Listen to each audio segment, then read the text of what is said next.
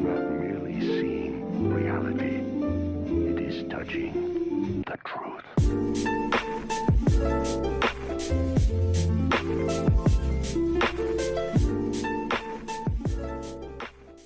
What's going on, everyone? Welcome back to Chronic Gamer. My name is Matt, and this is my final thoughts and redirect for episodes 71 through 73 of InuYasha. Okay, so go ahead, click the link in the description, check that out, come back here, let me know what you think in the comment section after watching this video in its entirety. If you're currently watching this on YouTube and you want to see next week's reaction video, check out my Patreon. I normally post within 24 hours of the current YouTube video, regardless of the series, so check that out over there. And yeah, so unfortunately, again, I'm recording this a couple days later. I have been very busy with school and work, but work is slowing down just a little bit. I'm not having to start at 6:30 and work until 5 and then going to school at 6 to 11 anymore. Now I'm going to be starting at around 8:30 and getting out at 5. So when I get out of school at 11, I will still be a lot more awake than I have been and able to record reactions for you all. So yeah, it shouldn't be so much of an issue anymore. I know that they've been a little late going, these past few weeks. They've just been showing up late on the channel and on Patreon as well. But yeah, like I said, that shouldn't be as much an issue anymore going forward. But unfortunately, like I said, I'm recording this a few days later because I've just been so busy. But now I'm into it, and I'm ready to let you all know how I felt about these episodes. 71, we got the not really defeat of Onigumo. They kind of were able to fight him back, but then Naraku showed up and was like, "Yeah, I fucked up making you. It didn't solve anything. I still can't kill Kikyo. I still got these feelings that are residual from you. So you need to come back to me while I figure out a better way to do this." And Onigumo was like, "Nah, fuck that. I'm not doing that." But Naraku basically overpowered him and took him back anyway, which is very interesting. Naraku thought he could get rid of Onigumo by just expelling him out, but because he was born from Onigumo, that's probably an impossibility. I don't know if there's a way he'll be able to do it in the future, but it was very interesting to see him try. And I do hope that he does try again, just so that we can get maybe a conclusion to this Onigumo fight between InuYasha and Muso, or whatever he's going by. Yeah, that episode was cool. But he still wasn't able to bust through, InuYasha still wasn't able to bust through Naraku's barrier.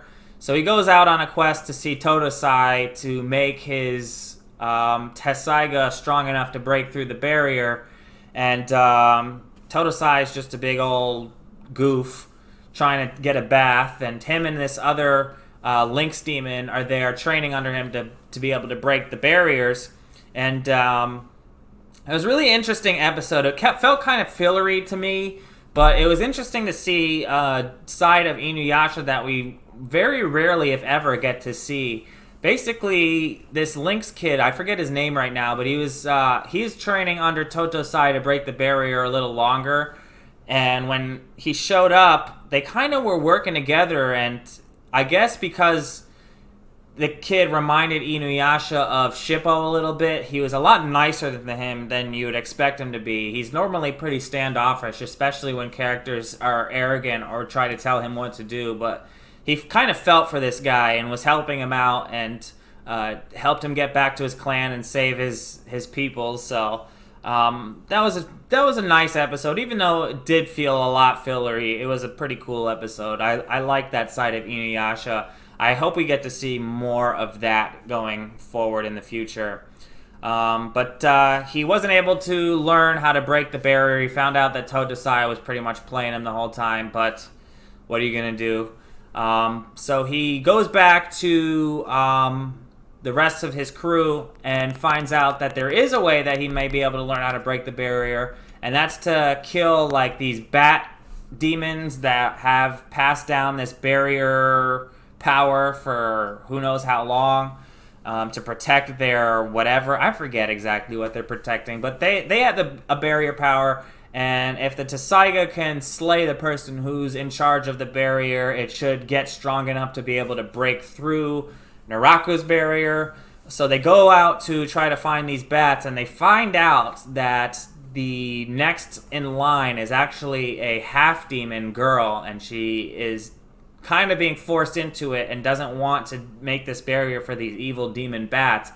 But they keep attacking the village that she belongs to, and they kind of have to figure out a way around this now. I'm not sure what they will do because I'm sure they're not going to want to kill this girl. Again, I'm forgetting names, but that's just who I am, so deal with it. But, yeah, the grandfather bat still seems to have some sort of barrier power, so maybe they can slay him and get the power they need to break Naraku's barrier. I don't know. But we left off pretty much where they're all about to attack the village again to try to get them out as bargaining chips so that they don't have to worry about the girl going back to the rest of her people. So, yeah, that's pretty much where we left off. The episodes weren't super spectacular. The Onigumo and Naraku episode was decent. I'm sure that the next episode with the conclusion to the bats and all that will probably be decent, but there's nothing too special in these episodes, really. But that's what it is. Enjoying it all the same, and I can't wait to see where else this goes. We should be getting close, I think, after another 20 episodes or so, and we'll be watching the second InuYasha movie. Then somebody let me know in the comments, and I'm sorry I'm forgetting who you are, but somebody let me know in the comments that the cell animation will change to a digital animation, which is going to be interesting to see how that's handled. I hope it's not too much of a difference, but hey, it could be pretty cool, so I guess we'll find out. Let me know what you think in the comments section. If you haven't already, like and subscribe. Until next time, I'm Chronic Gamer. Peace.